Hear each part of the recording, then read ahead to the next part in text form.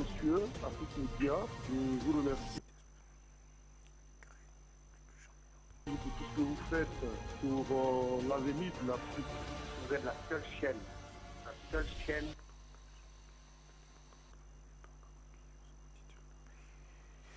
Allez, merci Monsieur de nous retrouver au cœur de cette édition Appel sur le continent. Eh bien, l'opération militaire spéciale de la Russie en Ukraine est plus que jamais en train de réconfigurer la carte géopolitique mondiale. Le 5 octobre dernier, l'OPEP et les 13 membres de l'Organisation des pays exportateurs de pétrole menée par l'Arabie saoudite et leurs 10 partenaires conduits par la Russie a donc décidé de revoir ses quotas de production afin de soutenir les prix du brut qui étaient en train de baisser. Une décision qui est perçue à la Maison-Blanche comme une véritable trahison de la part de l'allié d'hier, l'Arabie saoudite, au regard de nombreuses concessions faites justement par le président américain Joe Biden qui accuse donc la monarchie du Golfe de se ranger du côté de Moscou. Dimanche 16 octobre dernier, le ministre saoudien de la Défense Khaled Ben Salman a déclaré, je cite, « Nous sommes stupéfaits par les accusations selon lesquelles le royaume se tient aux côtés de la Russie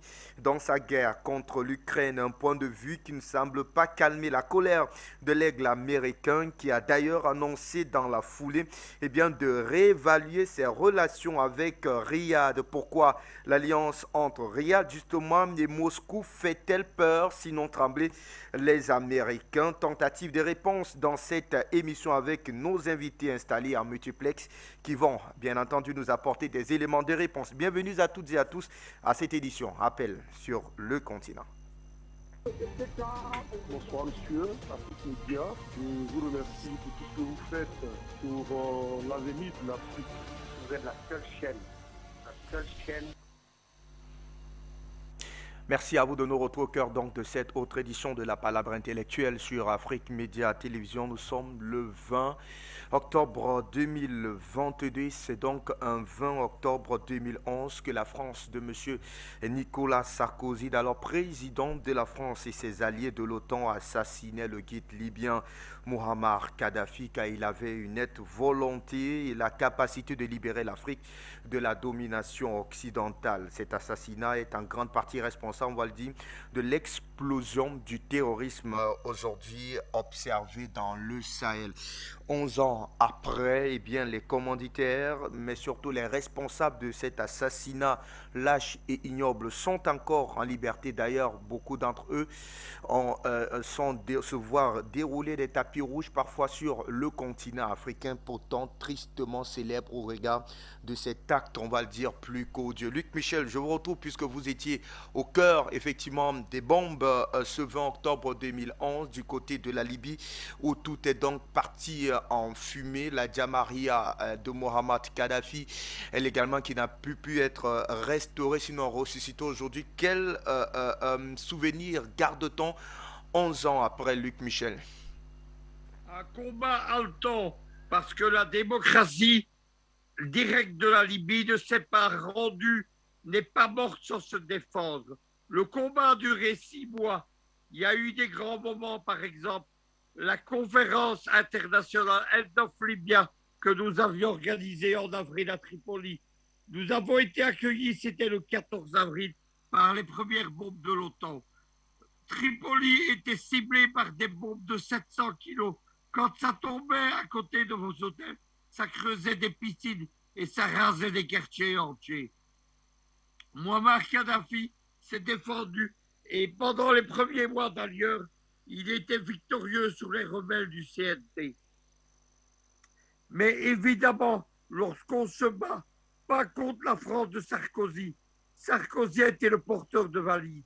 Les coupables, c'est Obama, c'est Hillary Clinton, c'est le Britannique Cameron, ce sont les gens de l'OTAN et ce sont les porteurs de valises comme Sarkozy. Ce combat, il a été haletant. Il s'est conclu par... tout d'abord, il y a eu la prise de contrôle de Tripoli par les forces spéciales saoudiennes, qataries, britanniques, françaises et les djihadistes d'Al-Qaïda en Libye. Leur chef, Abdelhakim Belhadj, a été fait gouverneur militaire de Tripoli en août 2011 par les généraux de l'OTAN. Kadhafi s'est ensuite réfugié pour son dernier combat dans sa ville natale de Sirte, qui était la deuxième capitale de la Libye. La ville a été entièrement détruite par les milices djihadistes et les gens de l'OTAN. C'est en tentant de quitter Sirte que le convoi de Kadhafi a été identifié par un avion radar Hawks américain. Il a été frappé par des avions Rafale français et ensuite les djihadistes d'Al-Qaïda en Libye sont venus attaquer le convoi et ont mené l'assaut final. Kadhafi a été lâché en public et quand il a été terminé, Hillary Clinton, elle a appelé personnellement Bachar el-Assad et elle lui a dit « Bachar, cela va être ton tour ». C'est pour ça qu'on a filmé en Mondiovision le lynchage de Kadhafi. Bien entendu, la responsabilité, c'est celle d'Obama et d'Hillary Clinton. Candidate à l'élection américaine de 2007, elle était sur un plateau de télévision. Elle a hurlé de rire. Elle a dit « Nous sommes venus, nous l'avons eu, nous l'avons tué. » Et elle a hurlé de rire. Voilà quels que sont ces gens. Le but du printemps arabe lancé en Libye, ce n'était pas le pétrole. On produit aujourd'hui moins de pétrole qu'on en produisait sous Kadhafi. Le but, c'était de créer une zone d'instabilité géopolitique et de viser la cible principale du printemps arabe, qui était l'Algérie. Mais l'Algérie, attaquée dès décembre 2010, ça n'a pas marché. Ça n'a pas marché parce que le peuple algérien, qui avait connu 10 années de guerre civile, il était vacciné contre les aventures. La déstabilisation de la Libye, elle a entraîné la déstabilisation de toute l'Afrique. Tout ce que nous vivons, les aventures militaires, le djihadisme, les guerres civiles, c'est du delà. Et l'opération a été continuée en 2011-2012, après la chute de Kadhafi. Les Américains ont implanté ce qu'ils appellent leur géostratégie du chaos. C'est-à-dire que la Libye, c'est devenu une grande zone grise livrée aux bandes rebelles. Mais ça ne s'est pas arrêté là. Ensuite, les Français et les Américains ont développé 2 expériences, 2 scénarios à la libyenne, au Mali et en Centrafrique. Au Mali, on a permis aux Touaregs de la Légion islamique de Kadhafi, ils travaillaient pour lui jusqu'à la chute de Sirte, mais ils étaient orphelins. On leur a permis de rentrer au Mali avec armées bagages, des brigades mécanisées, des blindés, bien entendu. Et le résultat, ils ont fait leur jonction avec les gens d'Aqmi et ils ont ensuite tenté de s'emparer de Bamako. Le second scénario en Libyenne, il a été développé en Centrafrique. En Centrafrique, les Français de François Hollande ont permis à une coalition islamique de s'emparer du pouvoir à Bangui. Elle s'appelait la Séléka. La Séléka en Songo, ça veut dire la base. La base, en arabe, ça se dit Al-Qaïda. Vous avez compris ce qui se passe. Il a fallu l'intervention de la Russie. Tout d'abord, en Centrafrique à partir de début 2018. Ensuite, en Libye, en 2019, 2020, 2021. Enfin, maintenant au Mali, pour mettre un terme à ce chaos. Luc Michel, pour ces autres précisions davantage autour de ce fait d'actualité. On ne pouvait pas passer dessus 11 ans après. Eh bien, le souvenir de du guide libyen reste encore présent aujourd'hui dans les mémoires collectives, dans son engagement pour la liberté du continent africain était vrai, visible et palpable de tous. Merci à vous, Luc Michel. Linda Larbaoui, nous vous accueillons dans le cadre de cette édition d'Appel sur le continent. Bonsoir. Bonsoir, bonsoir à toute l'équipe d'Afrique Média, vos invités et nos téléspectateurs. Gamal, vous êtes également à nos côtés dans le cadre de cette édition. Bonsoir Gamal. Bonsoir à toutes et à tous et merci pour l'invitation. Dimi Deledo, vous nous retrouvez vous également. Bonsoir Dimi. Bonsoir à tous. Merci de m'avoir invité. Ouais, après, vous êtes analyste politique. Messieurs, on va prendre donc cet extrait avant de vous retrouver, Madame Lina Larbaya, afin de planter le décor autour de ce fait d'actualité. Pour la Maison-Blanche, pour l'Ukraine et pour votre réservoir d'essence. Fin septembre, et à la suite du G7, l'Union européenne a annoncé ce qu'elle croyait être l'une des armes les plus efficaces pour drainer les finances guerrières de Moscou tout en s'attaquant à sa propre crise énergétique, un plafonnement des prix du pétrole. Quelques semaines plus tard, et alors que le continent n'a toujours pas cessé de s'abreuver à la source russe pour étancher sa soif d'énergie, l'Occident est ruiné, voyant son plan sérieusement mis à mal. Emmenés par l'Arabie saoudite et complétés par la Russie, les pays de l'OPEP ont annoncé leur décision de réduire leur production de pétrole du mois de novembre de 2 millions de barils par jour, soit 2% de la production mondiale, face à une forte baisse du prix du pétrole brut. À quelques semaines des élections de mi-mandat inévitablement décisives, l'administration Biden est bien sûr furieuse. Dans la lutte contre l'inflation galopante, menée notamment par les prix de l'énergie, elle a longtemps fait pression sur ses alliés au sein de l'OPEP, à commencer par l'Arabie saoudite, pour qu'ils ne fassent pas réduire leur production de cette manière. Elle accuse Mohammed Ben Salman, prince héritier de la couronne saoudienne, désormais Premier ministre par intérim et admirateur apparent de Vladimir Poutine, de s'aligner sur la Russie. L'Union européenne peut partager sa colère. Avec cette hausse du prix du pétrole brut, la décision du cartel pétrolier exclut à nouveau l'Inde et la Chine de sa stratégie vis-à-vis de la Russie.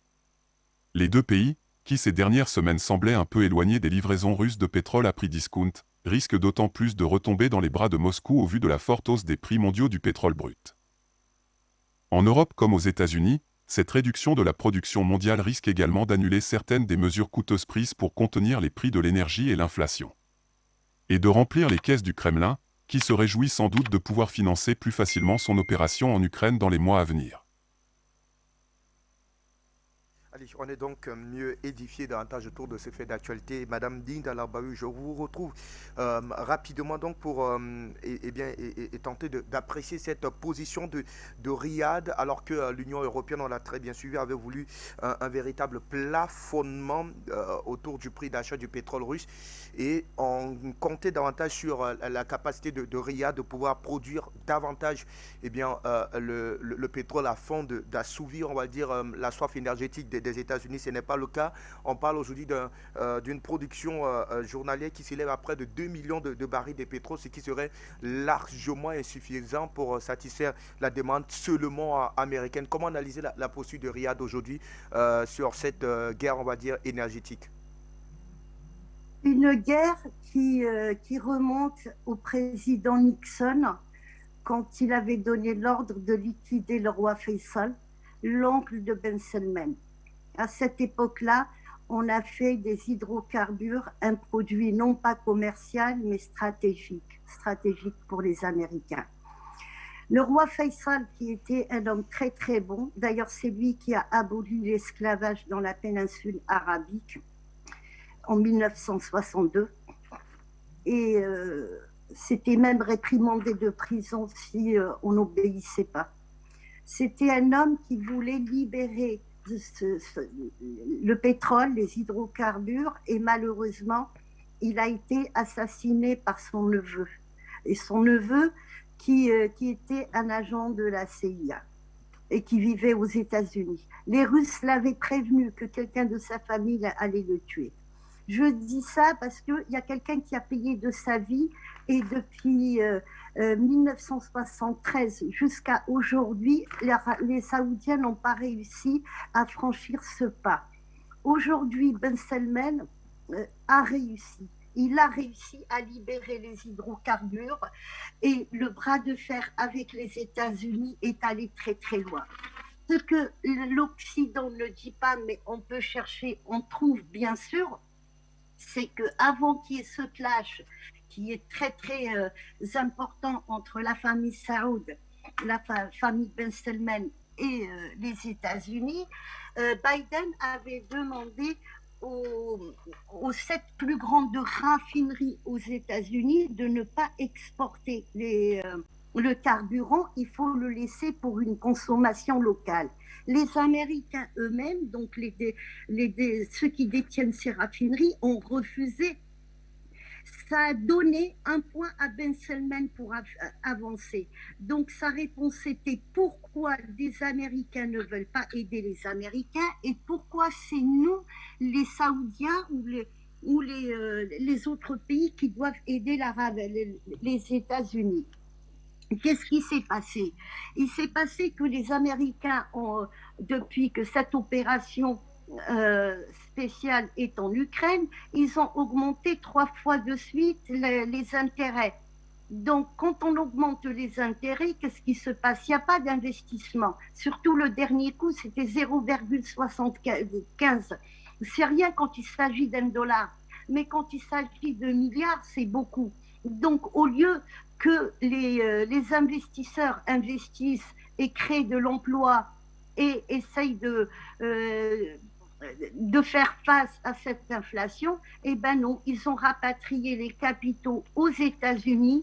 Donc le dollar a grimpé, mais il a grimpé énormément et les autres monnaies ont chuté, notamment la monnaie saoudienne. Donc déjà, les Saoudiens, ils prennent un coup. Deuxième coup, en augmentant ces intérêts, ils ont créé une récession, mais une récession mondiale. Il ne faut pas oublier que là, on sort du corona pour rentrer dans une guerre qui est très importante quand même. Donc, cette récession, qu'est-ce que ça fait? Ça fait qu'il y a un manque au niveau de la demande. Donc, s'il y a un manque au niveau de la demande, le prix du pétrole baisse. Alors, Ben Salman a essayé de trouver un compromis avec les Américains en leur disant « Moi, à moins de $76, je perds de l'argent. Ce n'est pas possible. » Mais les Américains, ils veulent le forcer. Mais comme les compagnies américaines ne veulent pas aider le peuple américain, donc qu'est-ce qu'il a fait? Il a tout simplement cherché les intérêts de son pays. Et il s'est mis avec les Russes, non pas parce qu'il est pro-russe ou il est contre les Russes, c'est parce que c'est les intérêts justement des pays qui font partie de l'OPEP+, ou même l'OPEP. Ben Salman c'est son frère Khaled qui s'est exprimé, je l'ai bien suivi. Il va encore plus loin. Il dit en 2014, quand la Russie a récupéré la Crimée, on nous a obligés à baisser les tarifs et essayer d'inonder le marché avec le pétrole pour qu'il y ait une baisse des tarifs. Comme ça, les Russes, ils ressentent le coup. Et Khaled, le frère du futur roi, il dit clairement, ce n'est pas à nous de payer la guerre des Américains contre les Russes. Nous, on travaille, on veut gagner de l'argent. C'est un produit non pas stratégique, mais c'est un produit commercial. Et on n'est pas là pour perdre de l'argent et on n'est pas là non plus pour subir cette inflation et subir cette récession et subir aussi la dévaluation de notre monnaie. Donc, ils se mettent en bloc pour contrer cette politique américaine. Sachant aussi, et ça c'est Macron qui en avait parlé avec les Russes, et cette information, je la tiens de la presse russe, après Corona, les Américains avaient programmé ce qu'on appelle un plan Marshall numéro 2. Donc, ils allaient encore une fois racketter tout le monde. C'est devenu un pays de voyous et c'est du racket, mais c'est du vol à main armée. C'est-à-dire, si on ne nous donne pas de l'argent, on va vous bombarder, on va vous envahir. Et je vous ai envoyé tout à l'heure, justement, le cousin de Ben Salman qui a fait, il y a 4 jours, il a fait une déclaration, il a parlé en arabe, en français et en anglais, en s'adressant aux Américains, en leur disant, si vous essayez, vous tentez quoi que ce soit contre ce pays ou contre le peuple, je vais appeler à une fatwa. Donc ça fait déjà 2 fois qu'on entend fatwa pour protéger Médine et la Mecque. Il y a eu le mot fatwa de la part de Poutine disant à Ben Zayed, s'il y a quoi que ce soit, s'il y a un problème, on va demander aux Tchétchènes une petite fatwa, on peut vous envoyer 50 000 hommes. Et à côté de ça, il y a le cousin de Ben Salman aussi qui appelle à une fatwa pour protéger Médine et la Mecque. Et et la famille royale aussi. Et je vous assure que les réseaux sociaux ont explosé. Ça bouge. Le Pakistan a bougé. Même l'Afghanistan a bougé. Les pays arabes ont bougé. Pourquoi? Parce que là, les Américains, ils vont vraiment loin. Tout le monde a compris de quoi il s'agit. Ce n'est pas contrer les Américains au profit des Russes. Non, c'est un produit qu'on peut vendre, on peut garder les tarifs. Il faut remonter juste à l'histoire du Nigeria depuis 2010 pour essayer de signer un contrat à vendre du gaz. Ça fait à peine 3 mois qu'ils ont réussi à le faire. Donc ça, tous les pays pétroliers gaziers, ils se mettent contre les États-Unis. La réponse, on l'a eu aujourd'hui. Tous les pays de l'OPEP+, qui, à part la Russie, ont fait une déclaration soutenant l'Arabie Saoudite et disant que c'était 23 pays à l'unanimité. Ils avaient décidé une baisse de production. Tout à fait, tout à fait. Merci à vous, Madame Lina, pour ces précisions que vous nous avez d'ailleurs apportées dans votre prise de parole. Dimi Delédo, je vous donne la parole pour tenter d'en savoir un peu plus sur la volonté de l'Union européenne de vouloir parvenir à un plafonnement donc du prix d'achat du pétrole. Cette nouvelle avait été d'ailleurs annoncée comme étant la voie royale, celle du salut d'ailleurs, pour tenter de contourner la démarche russe. Où en est-on concrètement aujourd'hui, quelques semaines, du moins un mois après? Alors d'abord, je dirais que l'impérialisme se nourrit de la guerre comme un singe dans une usine de cacahuètes. Et d'une manière générale, vous savez, le contexte géopolitique général, il est simple. Actuellement, il y a 2 blocs. Il y a un bloc qui est le bloc impérialiste et qui est représenté par les États-Unis, l'Union européenne et l'OTAN. États-Unis, européenne et OTAN. Le deuxième bloc, c'est le bloc qui représente le Nouveau Monde, le bloc du Nouveau Monde, c'est-à-dire le bloc eurasiatique qui est en développement. L'impérialisme nord-américain, lui, qu'est-ce qu'il veut faire? Il veut disloquer l'entente sino-russe. C'est ça son principal objectif. Disloquer l'entente sino-russe. C'est-à-dire qu'il veut disloquer cette force motrice qui est l'entente sino-russe. Pourquoi? Parce que une fois que l'impérialisme nord-américain aura disloqué cette entente sino-russe, ça permettrait aux États-Unis d'être face à une Chine qui serait isolée. Et une Chine isolée, c'est comme un mouton isolé, c'est comme un loup isolé plutôt. Un loup isolé est quand même plus facilement, on peut l'attaquer beaucoup plus facilement qu'au milieu d'une horde de loups, si vous voyez ce que je veux dire. Donc ensuite, ce qu'il faut savoir, c'est que par rapport à l'Union européenne, et je répondrai à votre question sur le pétrole, je veux quand même dire que la dislocation, cette tentative de dislocation de l'entente sino-russe, cette tentative de dislocation qui est menée par l'impérialisme nord-américain, cette tentative de dislocation de ce nouveau monde qui prend forme à l'Est, avait d'ores et déjà commencé avec le putsch Maïdan, qui avait commencé le 9 février 2014, le putsch Maïdan, l'Euromaïdan, qui était carrément un putsch fasciste, appelons un chat, et là, la guerre en Ukraine, c'est carrément des conséquences de ce putsch fasciste Euromaïdan. Donc, ça avait commencé ici. Donc ensuite, ça c'est le schéma général. De ce schéma général, il y a un premier schéma qui se dégage et qui est le schéma qui touche, au nerf de la guerre, qui est le pétrole et son lien avec l'Union européenne. Alors, problème qui se pose. Donc, ce premier schéma, on parle de l'économie à l'ouest, donc chez nous. Moi, je suis en France, ce qui se passe en France. Les bourgeois, même les bourgeois monopolistes, chez nous, certains avouent que la récession va se présenter. La récession s'annonce pour 2023. La France, soit elle est déjà entrée en récession, soit elle va pas tarder à y arriver dans les mois qui viennent.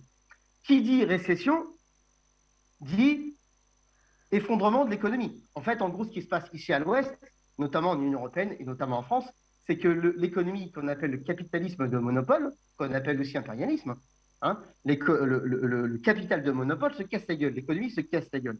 Ce qui fait que si une économie se casse la gueule, vous avez un ralentissement, pour ne pas dire une suppression d'une partie de la production. Forcément, récession, donc baisse de la production, donc les entreprises se cassent la gueule, elles produisent moins. Donc, si les entreprises se cassent la gueule et que vous ne produisez pas ou plus, forcément, ça engendre, mécaniquement parlant, ça va engendrer une baisse de la demande en énergie, et notamment du pétrole. Forcément, parce que tout se casse la gueule. Donc forcément, vous n'avez pas besoin de pétrole. En tout cas, vous en avez moins besoin puisque tout se casse la gueule. Et certaines machines ne fonctionneront moins bien ou quasiment pas, etc., etc.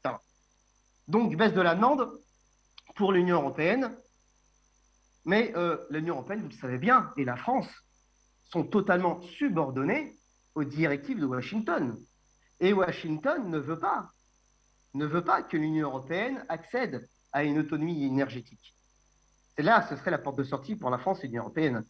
Donc, qu'est-ce qui se passe? Donc, en fait, le pétrole, vous savez, ce qui me gêne un peu, par contre, dans les discours qui consistent à parler de la récession, etc., ce qui m'agace un peu, c'est ce discours qui consiste à orienter l'État, qui consiste à dire qu'en fait, les causes de la récession, ce serait uniquement le choix des personnages, de certains personnages. Vous avez certains personnages qui représentent un mode de production. C'est pas les personnages qui posent problème, c'est le mode de production qui pose problème. C'est le mode de production général, le mode de production capitaliste qui pose problème et qui est entré en voie d'obsolescence. Donc, le pétrole, si vous voulez, le pétrole, en tant que nerf de la guerre, est une marchandise comme une autre. Donc, la France va entrer en récession, l'Union européenne va entrer en récession, et donc ils vont besoin, d'une manière générale, vous savez, une marchandise reste une marchandise, que ce soit un baril de pétrole ou un paquet de pâtes.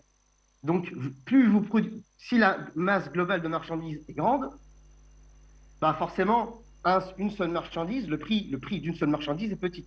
Forcément, parce que vous avez beaucoup de marchandises, et donc forcément, si vous avez beaucoup de marchandises et que vous avez beaucoup de demandes, et que donc forcément vous vendez beaucoup de marchandises, le prix d'une marchandise, le prix est réduit.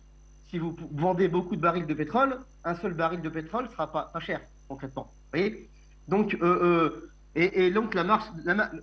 donc, la position de l'Arabie Saoudite, elle est claire. L'Arabie Saoudite est un élément clé de l'OPEP.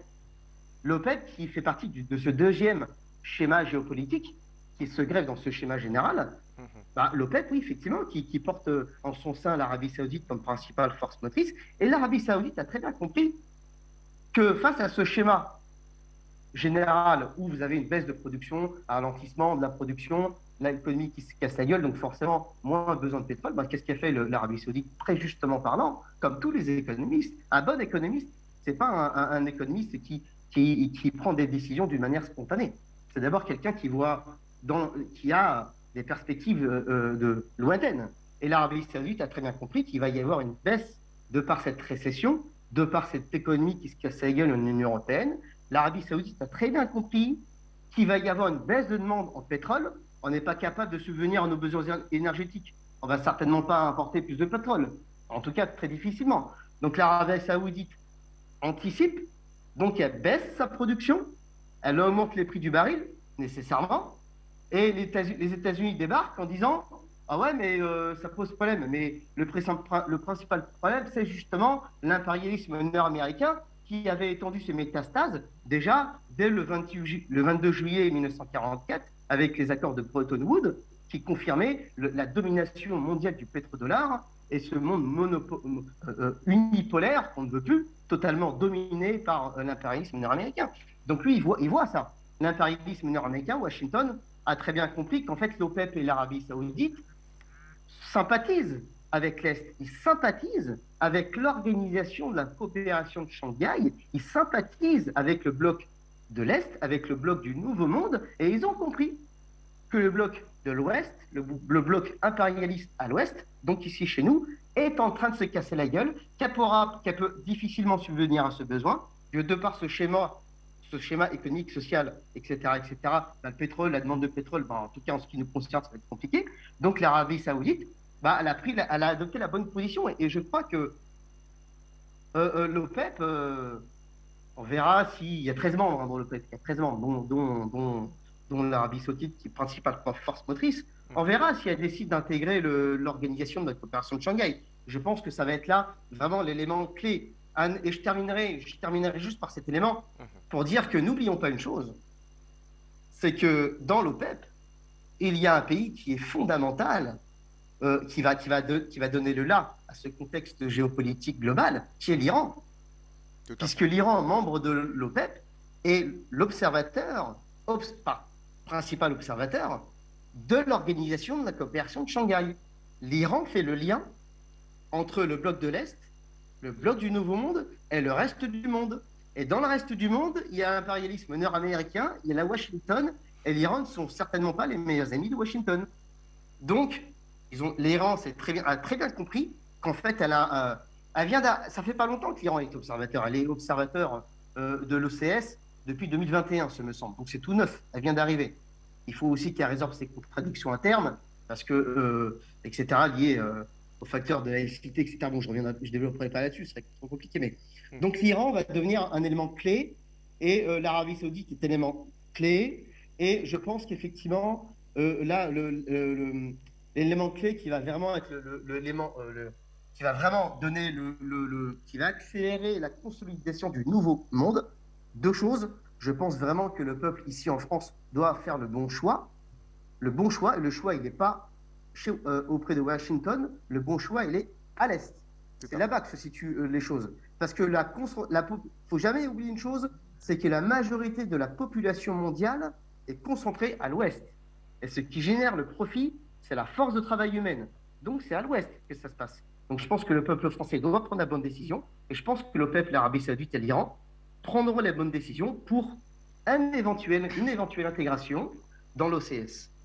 Merci.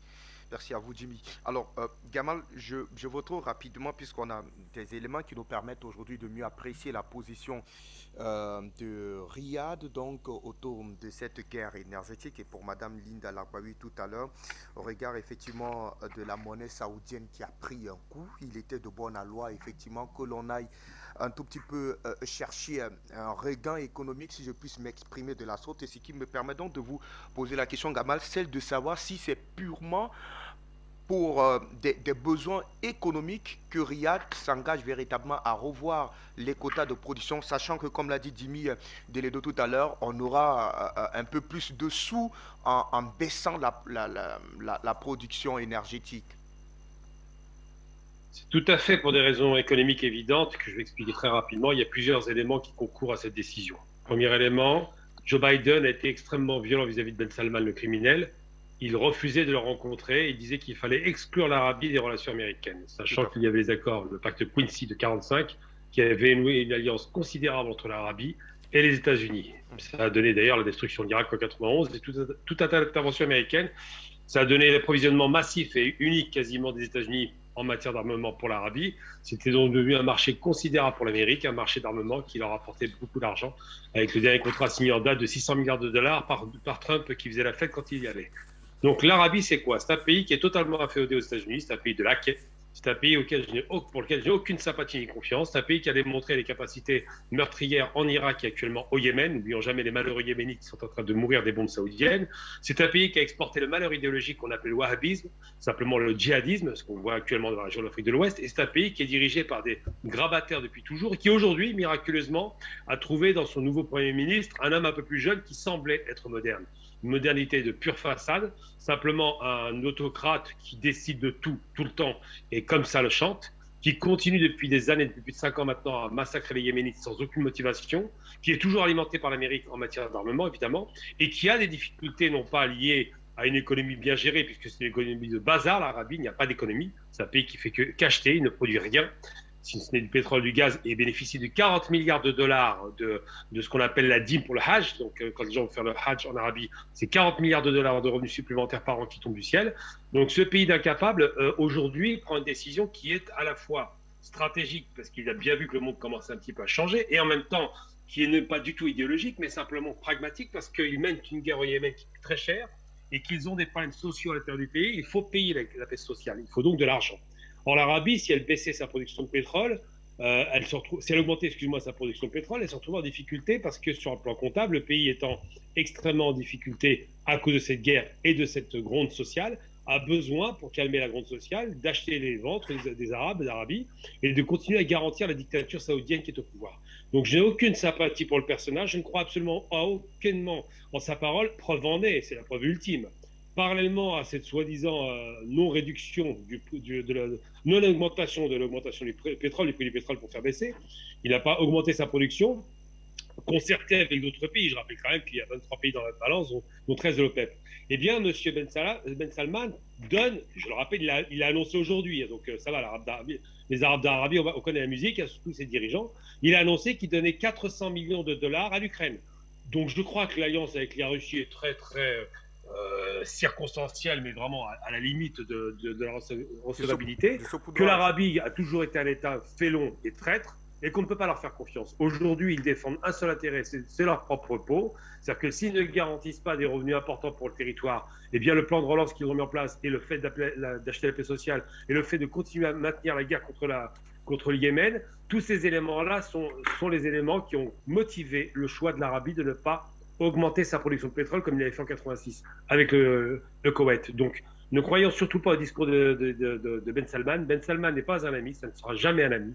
Ça reste un dictateur effroyable. Je rappelle tout de même sur l'affaire Khashoggi qu'il a ordonné à ce qu'on découpe en petits morceaux un homme qui avait à peine critiqué la famille royale à l'époque en Turquie, rappelons-le quand même. Je rappelle qu'il fait une guerre à des Yéménites dont des milliers d'enfants sont morts actuellement sous les bombes ou sont en train de mourir de faim. Je rappelle qu'il a fait la guerre, ou du moins que ses prédécesseurs. Alors j'accorde un seul mérite à l'Arabie, c'est un homme qui était de qualité, il était le seul d'ailleurs, et Linda a bien rappelé, c'est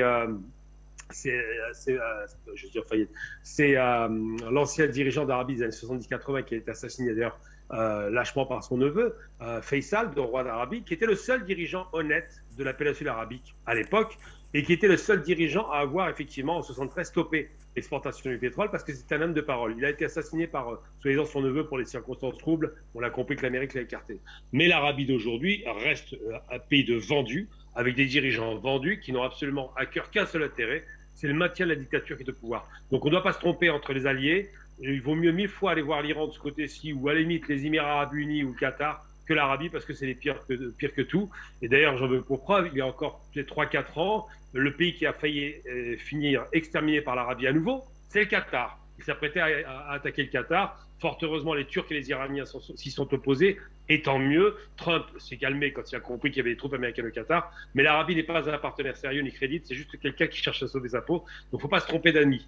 Les Arabes d'Arabie subissent une dictature de la famille saoudienne, qui a appelé d'ailleurs ce pays de son nom, ce qui est quand même grave, et le wahhabisme a été exporté par ces gens-là. Donc n'oublions jamais que la réduction à l'état d'imbécile de certains musulmans vient de ce pays.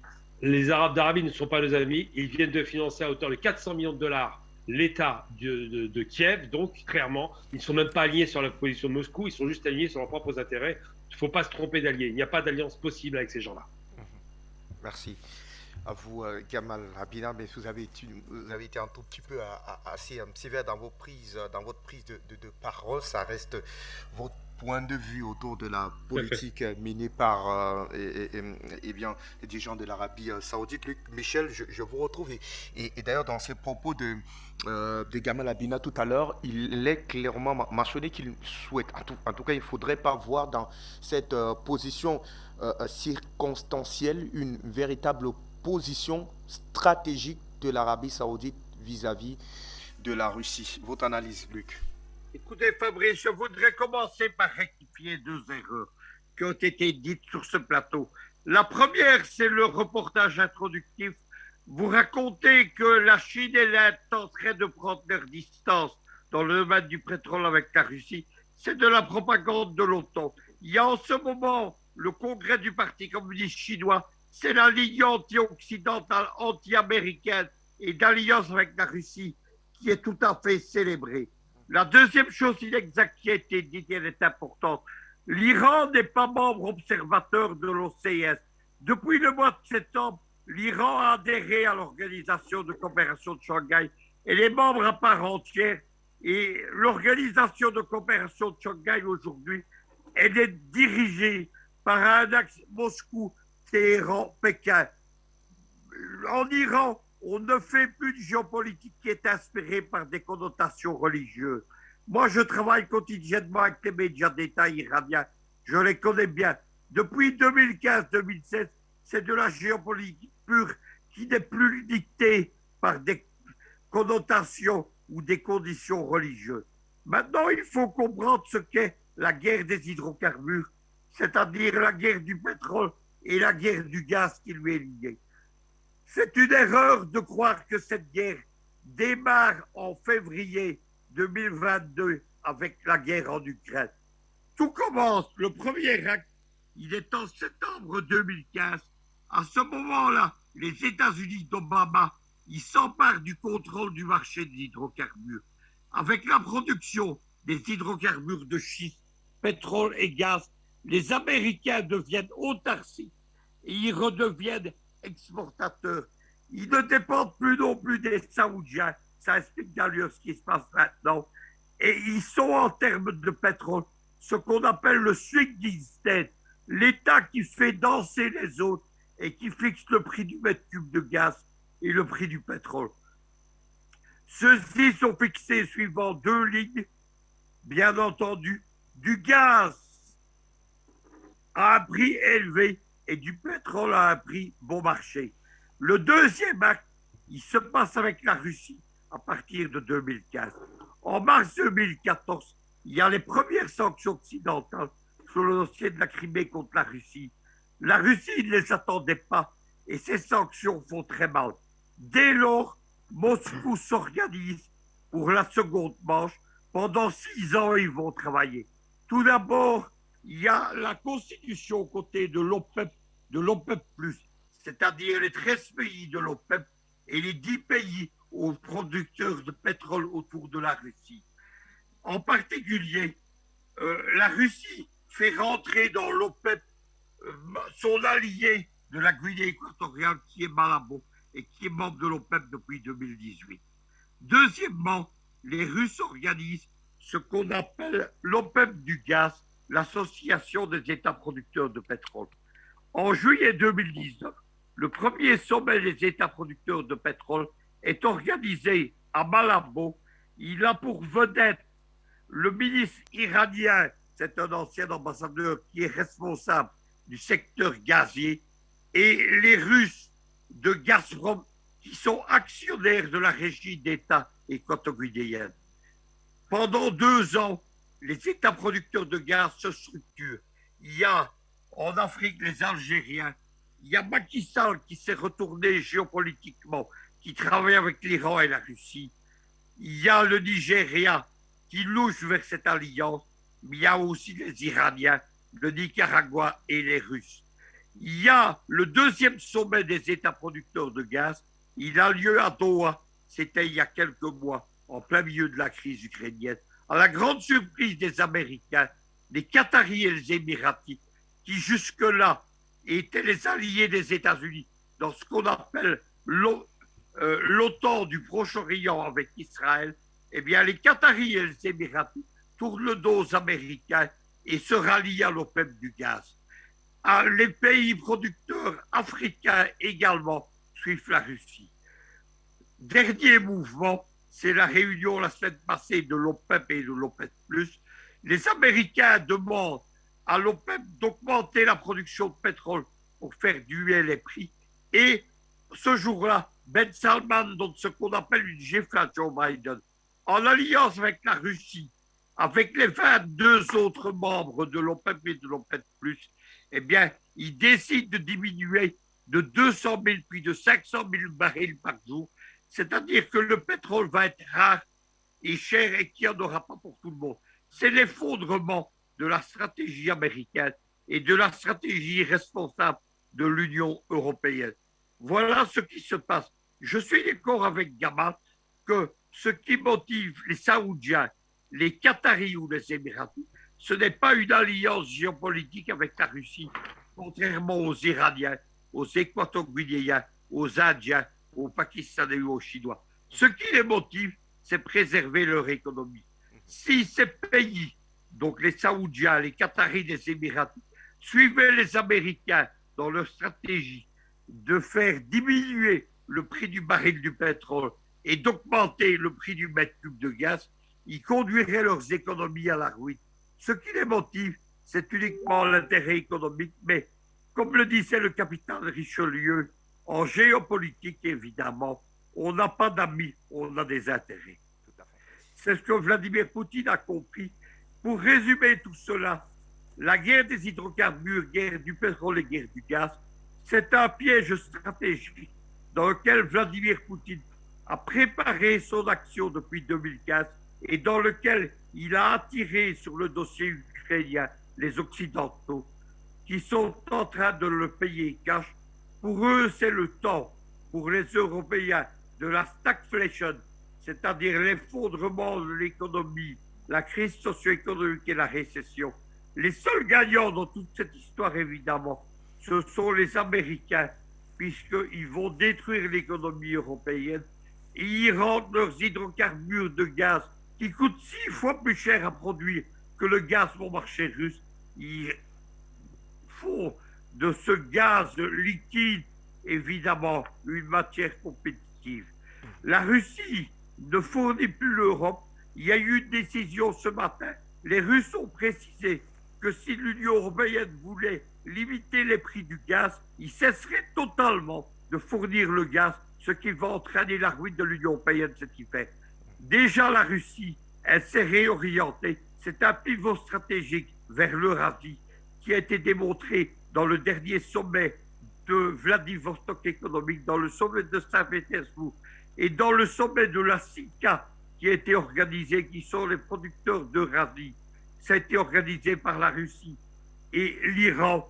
Ce pivot est organisé et le gaz et le pétrole qui ne sera plus vendu en Europe, qu'on les soi-disant dans l'arrogance des Ursula von der Leyen, des Jacques Borrell et compagnie, ces idiots irresponsables, ce gaz et ce pétrole qui allait rester sur les bras des Russes, en fait, il est vendu en Inde, il est vendu en Chine. Il n'y a pas de crise économique pour la Russie. Poutine a vendu 200 milliards de dollars d'hydrocarbures, de pétrole et de gaz depuis le mois de février. Ouais. Et ces détails d'ailleurs, nous les avons, Luc, Michel, pour nous permettre au mieux d'apprécier l'économie russe qui se porte d'ailleurs très bien. Merci pour cette précision. Madame Linda, je vous reviens à présent davantage pour essayer d'apprécier donc cette orientation prise par Riyad, même si pour les uns et les autres, il faudrait être un tout petit peu prudent quand on connaît quand même eh bien, le lien très étroit qui a lié jusqu'à ce jour, en tout cas les États-Unis, avec les monarchies du Golfe. Et tout à l'heure, Luc, tout comme Gamal Abina, prenait avec beaucoup de, on va dire quoi, beaucoup de précautions cette position de Riyad. Mais après, il y a donc ces on dira ces sanctions annoncées par les États-Unis si jamais cette position de Riyad venait donc à se, on dira pas se radicaliser, mais à prendre véritablement corps. Alors quand on a ces sanctions d'un côté, quand on a la démarche de l'Arabie Saoudite de l'autre, est-ce que l'on doit, que doit-on en savoir davantage? Est-ce que l'allié d'hier est devenu le temps d'un fait d'actualité, on va dire, l'ennemi des États-Unis, parlant de l'Arabie Saoudite? Il n'y aura pas des sanctions, ou s'il y a des sanctions, ça ne va pas être des choses très très importantes, ça ne va pas être des sanctions importantes. Aussi bien les États-Unis que les Saoudiens, les uns et les autres, ils possèdent des dossiers. Contrairement à ce qu'on pense, l'Arabie Saoudite, elle est à moins de 20% de wahhabites. Le Qatar, ils sont à 95% wahhabites. Le imam Abdel Wahhab, il a fait un pacte avec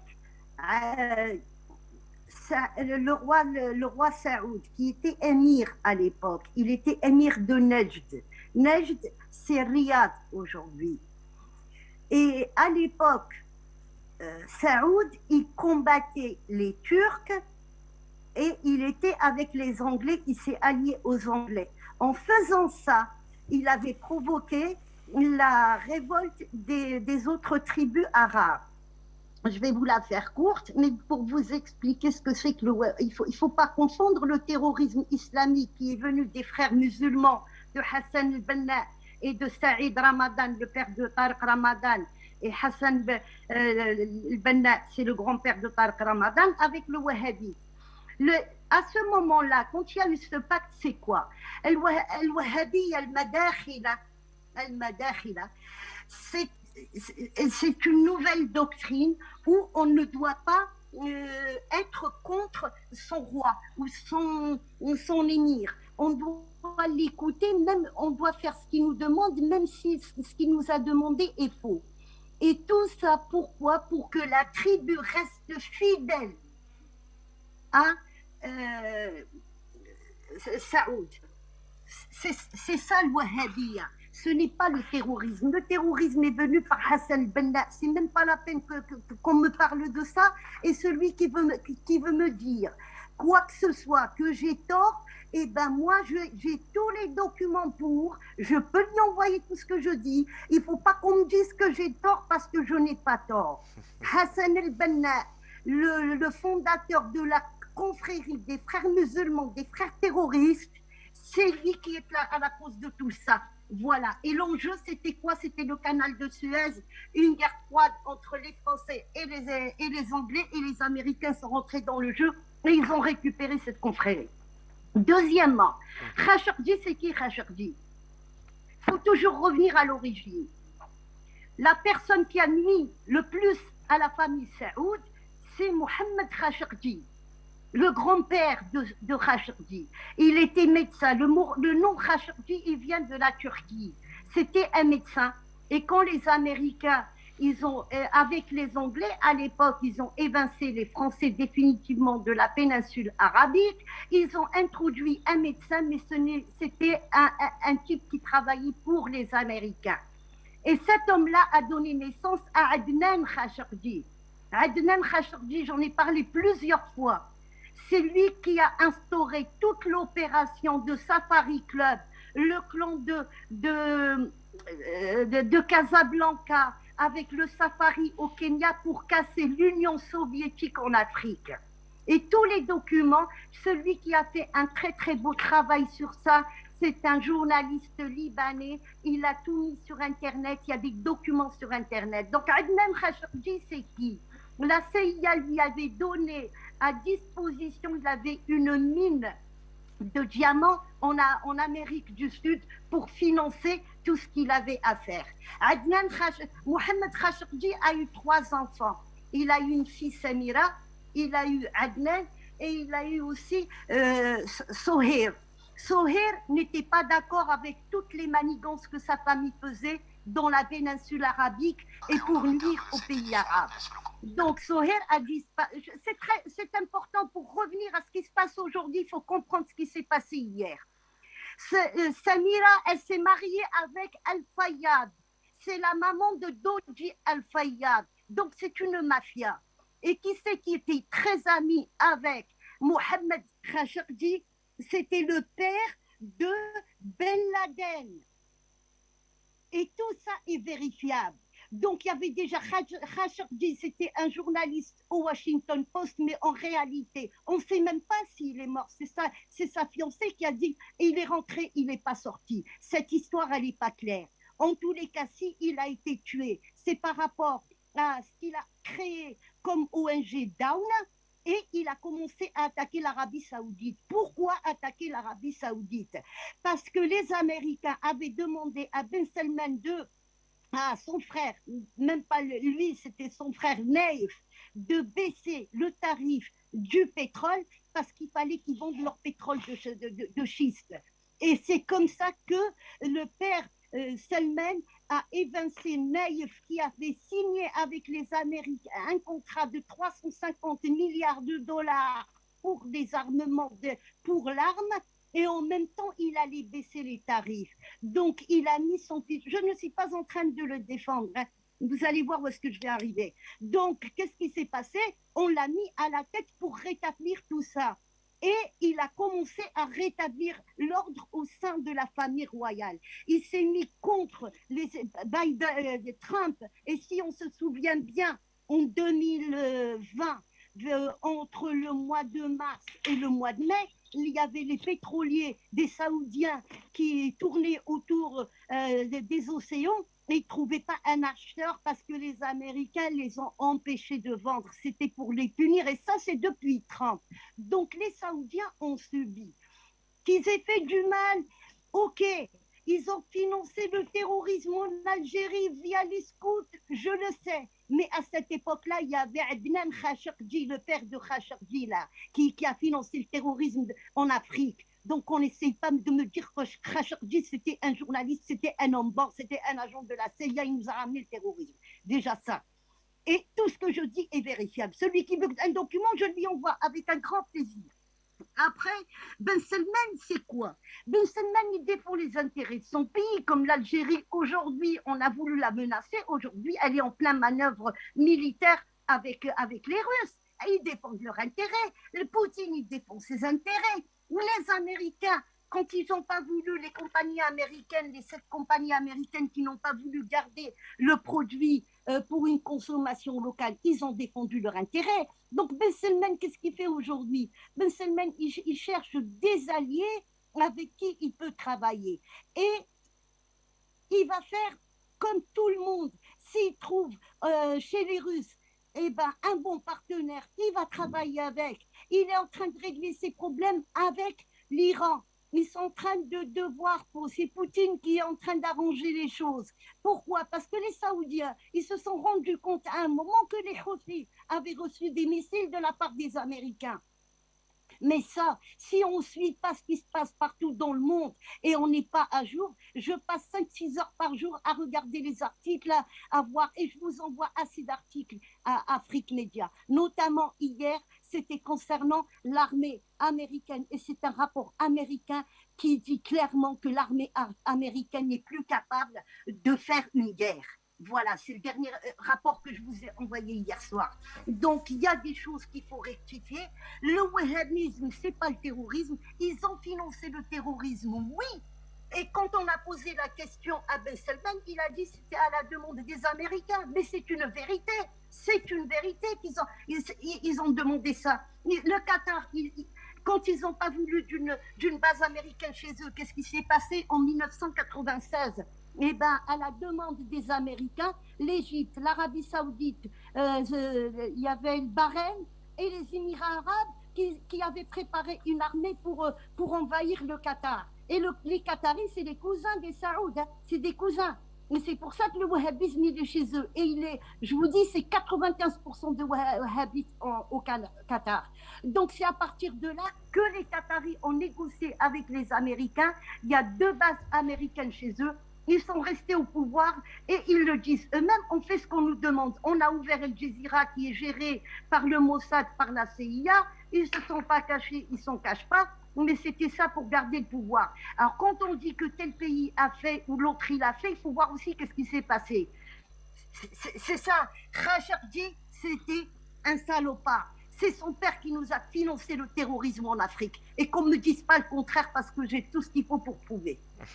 Merci à vous, Madame Linda Larboy. En tout cas, le débat n'est pas sûr pour tenter de connaître en tout cas quel État a un taux le plus élevé de wahhabisme. On comprend bien votre position puisque vous semblez maîtriser au mieux cet état de choses. Alors, Dimi, je vous donne la parole davantage autour de ces faits d'actualité pour tenter cette fois-là de comprendre on va dire la colère américaine sur la position de Riyad aujourd'hui.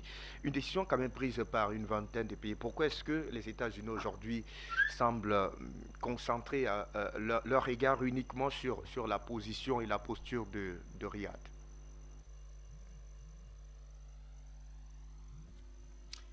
Jimmy, la parole est à vous.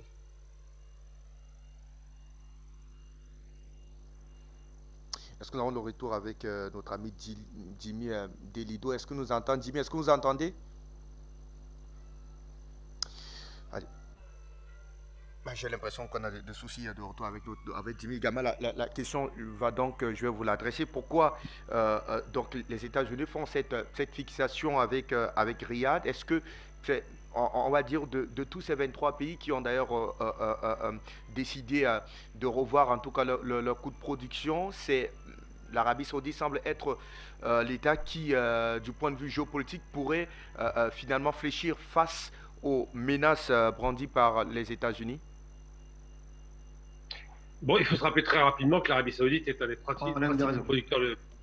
principaux producteurs de pétrole au monde. et que l'Arabie Saoudite est tenue par l'Amérique. Il faut se rappeler que l'Aramco était une compagnie américaine pour laquelle les Saouds ne recevaient que quasiment 1 à 5% de revenus annuels, et que donc l'Arabie est tenue littéralement par l'Amérique. Aujourd'hui, il y a une mésentente entre Biden et Ben Salman qui se détestent cordialement. D'ailleurs, Biden a dit qu'il refusait de le voir lors du sommet du G20. Mais il ne faut pas tout confondre. Je sais que c'est. Alors, c'est vrai que les émissions sont un peu courtes pour ce qui a expliqué. Il y a beaucoup de choses qui ont été dites qui ne sont pas maîtrisées malheureusement, je suis désolé de le dire. Le Qatar, c'est les frères musulmans, c'est comme ça, c'est pas le wahhabisme. L'Arabie, c'est le wahhabisme, et le wahhabisme déteste les frères musulmans. C'est normal, ils se font la guerre depuis les années 60 quand Nasser a dégagé les frères musulmans d'Égypte. Les frères musulmans, il y a deux courants, il y a les takfiris qui sont plutôt criminels et puis les autres qui sont légalistes, mais c'est un peu long à expliquer, ça on va pas rentrer là-dedans parce que c'est des termes techniques, mais enfin tout le monde sait que le Qatar c'est les frères musulmans, on ne va pas discuter là-dessus. Et je pense que j'invite tous les téléspectateurs à regarder simplement, à faire des recherches par eux-mêmes, parce que c'est quand même pas intéressant de lancer les invectives sans les montrer. Donc simplement, ça se trouve en 2 minutes sur Internet, l'historique des frères musulmans et du wahhabisme. Alors concernant l'Arabie, effectivement, il y a une mésentente réelle entre deux hommes, le vieux Biden et le jeune Ben Salman, qui se détestent cordialement, réellement, parce que Biden a été très très aventureux avant l'élection. Il a dit que Ben Salman devait payer pour le crime de Khashoggi. Que Khashoggi soit un ange ou un démon, on s'en fiche complètement, que ce soit d'origine turque, ça n'a pas d'importance, mais par contre la méthode de criminel qui a été faite a été d'ailleurs dénoncée et suivie par la Turque. Il n'y a même pas à se poser la question de savoir s'il a été tué, c'est une évidence. Il allait pour se marier dans cette ambassade, il n'en est pas sorti. Les images sont là pour en témoigner, ils ont fait sortir un type déguisé en Khashoggi. Donc le meurtre est acté et indiscutable, et ça a créé une vraie tension parce que Khashoggi était aussi de nationalité américaine et travaillait pour le Post, pour le Washington Post. Donc c'est vrai que la question du droit à l'image, du droit à la parole, de la liberté d'expression, tous ces éléments-là, le quatrième pouvoir américain, la presse donc, a beaucoup de mal à supporter qu'un homme qui était correspondant sur la question de l'Arabie et qui a faiblement critiqué la famille royale, il faut jamais oublier que ce n'est pas les grosses critiques, finissent par être dépecés comme ça a été fait, et coupés en morceaux. Enfin, c'est vraiment extrêmement barbare ce qui a été fait, et les écoutes de la CIA et les écoutes turques qui en sont témoins ont confirmé effectivement ce qui s'est passé. À telle enseigne qu'il n'a tellement pas été tué que même l'Arabie a fait le procès des 4 hommes qui étaient impliqués pour faire en sorte que Ben Salman ne soit pas impliqué. Donc ça, c'est l'histoire qui parle, c'est facile à vérifier. Maintenant, pourquoi est-ce qu'il y a une mésentente? C'est parce que les Saouds ont un intérêt personnel. Ils ont une guerre aussi, il faut le rappeler, ça coûte de l'argent. Ils ont une population de 20 millions d'individus qui s'ennuient.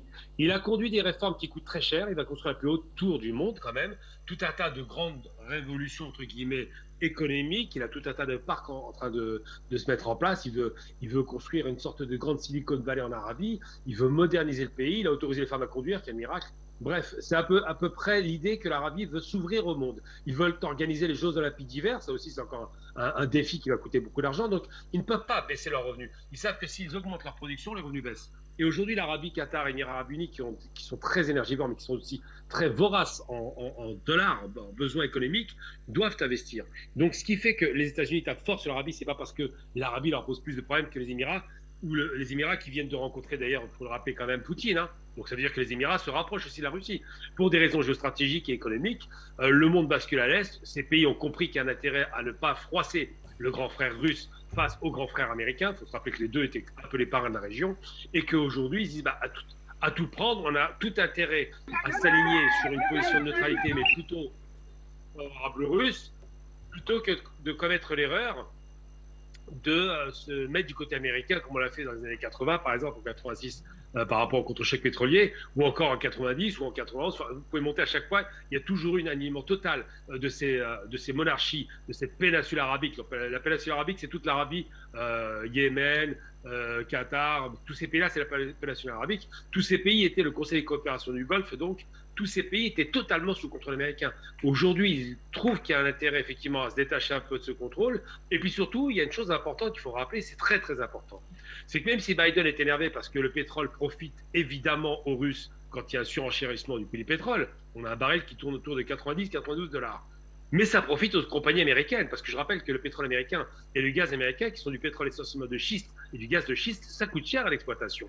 Qu'il y a eu beaucoup de compagnies qui ont mis la clé sous la porte parce que le pétrole était descendu très bas. Et qu'aujourd'hui, ces compagnies qui ont été mises en difficulté vont bénéficier à plein de l'augmentation du prix du baril. Donc il y a la position officielle de Biden qui condamne l'augmentation du prix du pétrole et la position des pétroliers américains qui se satisfont largement de cette augmentation parce qu'ils deviennent à nouveau rentables.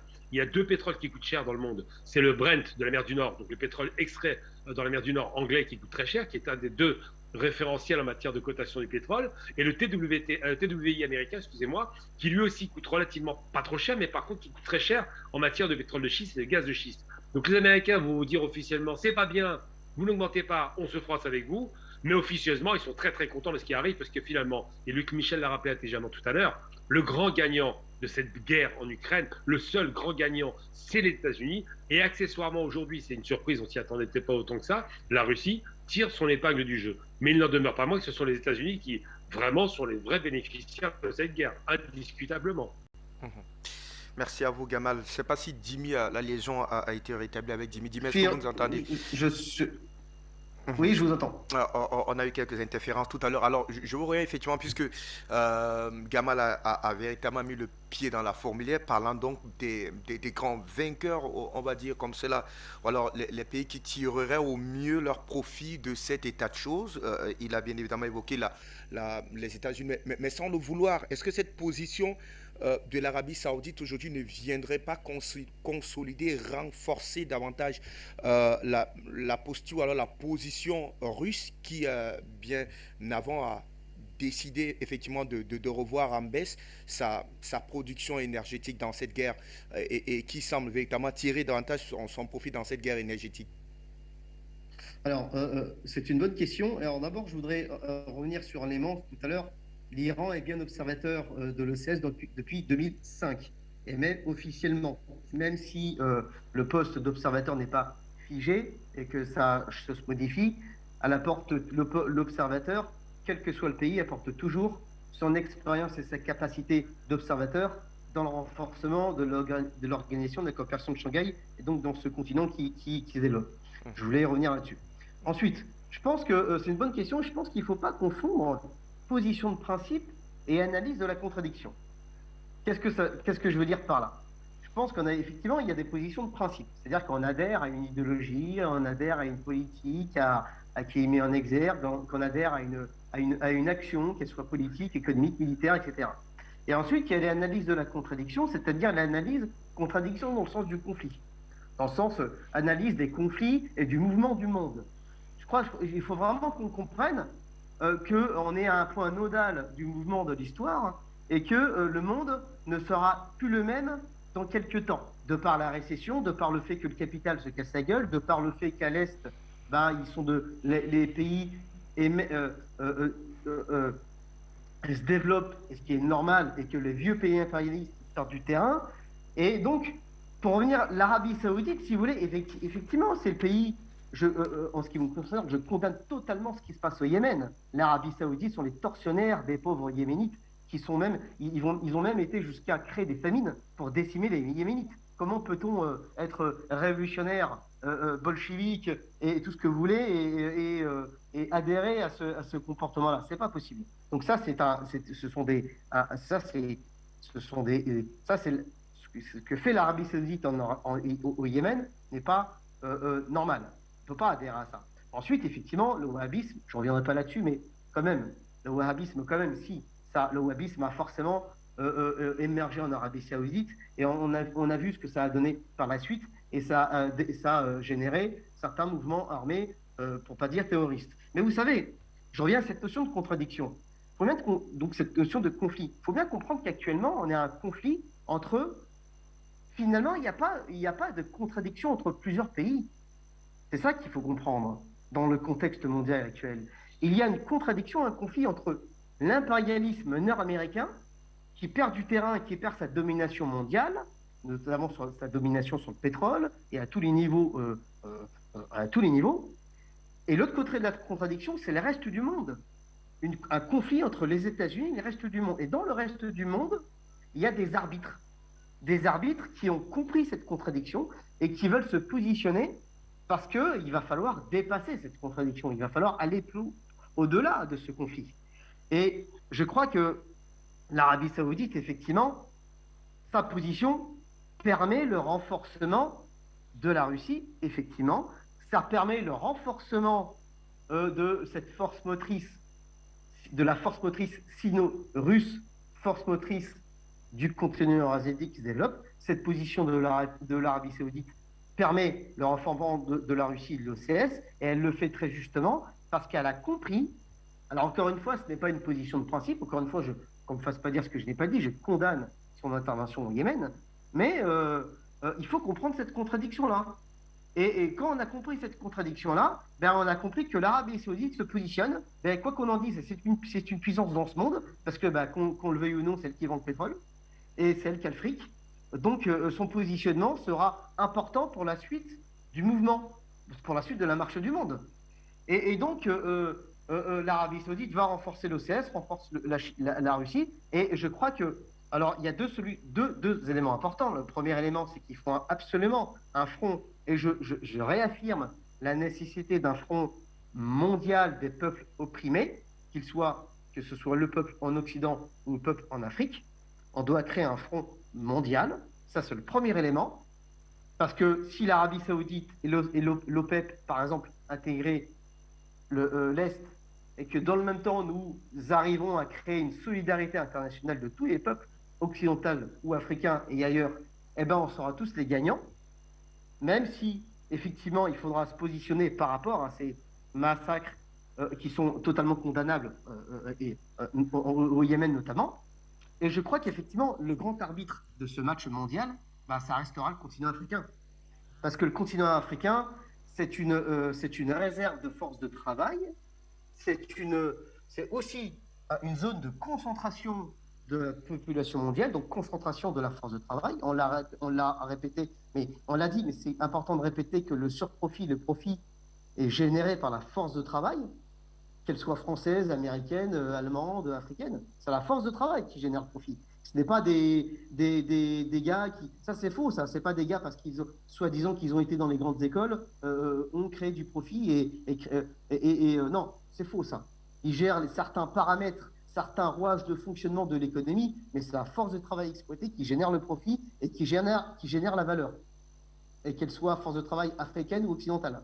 Donc, là, je pense que les Africains, cette concentration de la population, si elle est combinée à la concentration, à l'autre partie de la population qui prend forme et se développe à l'intérieur du continent asiatique à l'Est, et si dans le même temps, nous arrivons à créer une véritable solidarité des peuples, on va vraiment réussir à récupérer ce que de droit, à dessiner de nouvelles perspectives économiques, sociales, politiques, détachées, totalement déconnectées et surtout délivrées de cette domination nauséabonde, fumeuse. Moi, j'en ai un petit peu marre que toutes nos décisions soient validées par Washington. Vous voyez, j'aimerais bien que les décisions à Paris soient validées par les Parisiens, en tout cas par les Français, et qu'elles cessent d'être validées par Washington. Vous voyez. Et donc voilà, c'est cette perspective-là que nous devons atteindre. Donc voilà.